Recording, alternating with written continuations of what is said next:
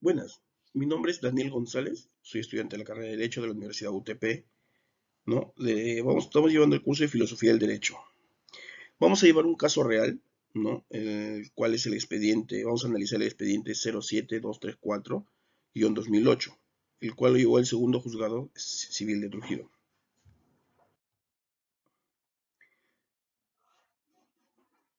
Acá tenemos el índice, ¿no? Como pueden ver, el cual consta de 6 partes. Ahora, vamos metiéndonos al caso. Una breve reseña de lo que hemos resuelto. Es una organización, ¿no? Que vamos a resolver. Nos dice que tenemos como aspectos, ¿no? El órgano jurisdiccional, estamos dividiéndolo, el cual es la segunda sala de la Corte Superior de Justicia de la Libertad. El tipo de proceso, tenemos que es un proceso de indemnización por daños y perjuicios, ¿no? Ahora, el número del expediente, como ya le hemos dicho, el 07234-2008. Los magistrados, los que integraron, fue la magistrada Hilda Chávez García como presidenta y el doctor Florian Vigo. Ahora, la materia principal es la responsabilidad civil y extracontractual. Ahora, ¿qué decidió el juzgado? Reconoció y cuantificó una indemnización por daño a la moral. Ahora, como análisis, tenemos que nos centramos en este caso, ¿no? Resuelto por la segunda sala, que cumpla una función esencial en la administración de justicia en la región, ¿no? Los cuales resuelve casos civiles, laborales, penales, constitucionales. En este caso, principalmente se sostuvo integrada por la magistrada Hilda Chávez, como hemos dicho, y, y el juez David Florian Vigo, perdón. ¿No? Este proceso judicial, ¿no?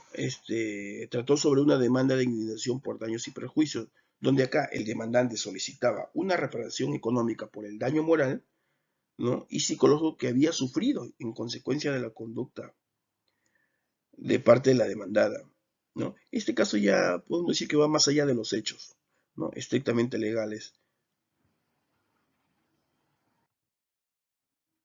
Ahora, como resumen del contenido, podemos decir que la segunda sala civil, ¿no? Acá habla sobre la indemnización por daños y perjuicios, le hizo un reconocimiento de 150.000 soles por daño a la moral, ¿no? Esta sentencia, ¿no? Destacó los efectos psicológicos por la reputación y los daños sociales, interpretando los derechos no solo de la norma, sino que también con un impacto humano. Ahora acá vamos a ver sobre las corrientes, ¿no? Que se ha podido tomar en este caso, ¿no? Acá tenemos como principal el positivismo excluyente de Hans Kelsen, el cual nos dice que el juez debería limitarse a aplicar la ley según su validez formal. Bajo este enfoque, la sentencia habría sido más restrictiva, podemos decirlo, pues el positivismo excluyente no admite juicios morales. Ahora, con respecto a la corriente de positivismo excluyente por parte de Hart, ¿no? El acá sostiene que el derecho puede incorporar principios morales en su interpretación. En este caso solo se aplicó esta visión, podemos ver, respecto a la norma civil, la cual también consideró la dignidad y el sufrimiento emocional de la víctima, logrando una decisión que podemos ver que la cual ha sido equilibrada entre la ley y la moral. Ahora, si esta sentencia, podemos ver, hubiera sido resuelta únicamente bajo un enfoque kelseniano, ¿no?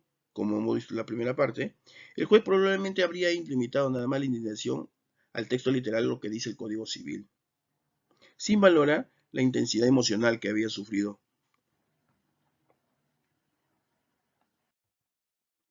Ahora, el positivismo crítico o garantista también, el que nos dice Ferrajoli plantea que toda norma debe respetar los derechos fundamentales.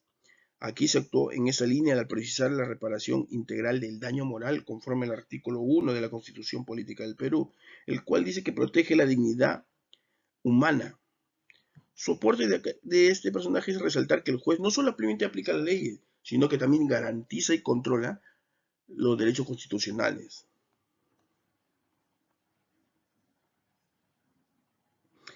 Ferrajoli nos dice también que puesto que desde esta perspectiva, los magistrados no solamente se limitan al texto civil, sino que priorizan también una reparación integral al daño en la moral.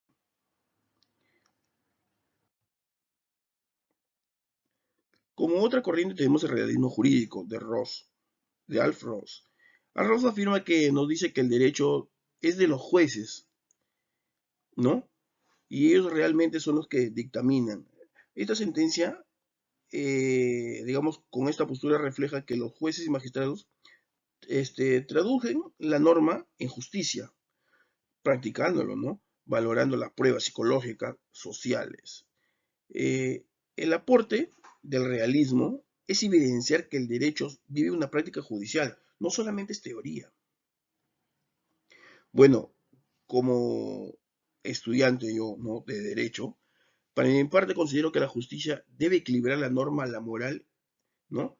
Y la evidencia. No basta simplemente practicar, hacer lo que dice la ley, nada más, simplemente la teoría escrita.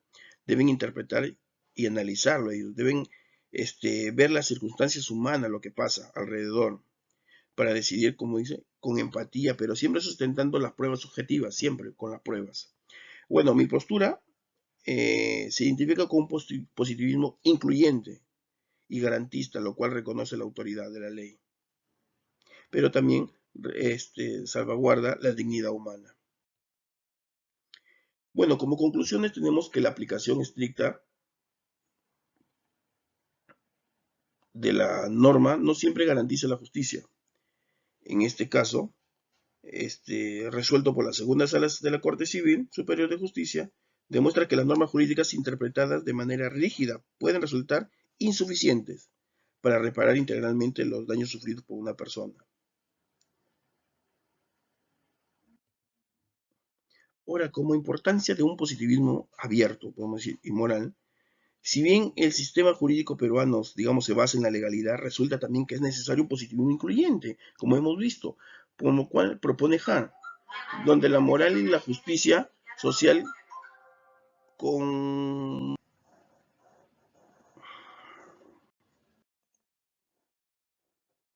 Bueno, la recomendación que tenemos es una revisión constitucional de normas civiles desactualizadas, las cuales deben revisarse con las disposiciones del Código Civil, las cuales limitan la reparación al daño moral a casos excepcionalmente probados. Y una de reforma debería reconocer un daño moral que puede acreditarse también con los daños psicológicos, testimoniales y los conceptuales. Bueno, acá también hablamos de un fortalecimiento del control difuso en la Constitución, ¿no? El cual se dedica a promover que los jueces ejerzan ese temor de control difuso cuando identifiquen, digamos, que las normas contrarias, la Constitución, en especial es aquellas que restrinjan los derechos fundamentales, o digamos que no se complementen adecuadamente al daño moral y psicológico de las víctimas. Eh, como integración al derecho con la realidad, digamos, social, podemos decir que nos surge que el derecho peruano vaya hacia un modelo que reconozca la justicia, que no solo nace del texto legal, sino que también se debe aplicar responsablemente y humanamente el juez sea justo. O sea, juez no es solamente aquel que aplica la norma, la ley, conforme lo dice el código, simplemente de letra, sino que aquel que interpreta la norma, la cual se basa en evidencias y principios para garantizar que sea de una manera razonada.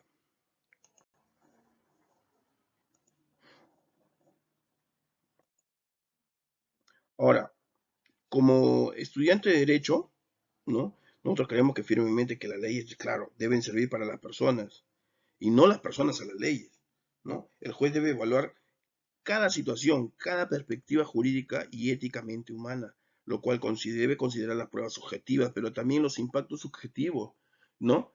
Y reales que afectan a la dignidad para el bienestar de las personas.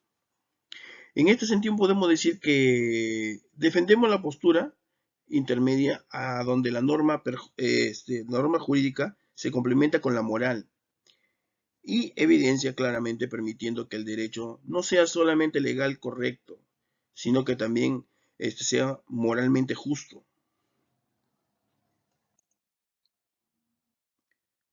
Bueno, acá tenemos la bibliografía donde hemos podido recatar para hacer el trabajo y acá tenemos los anexos.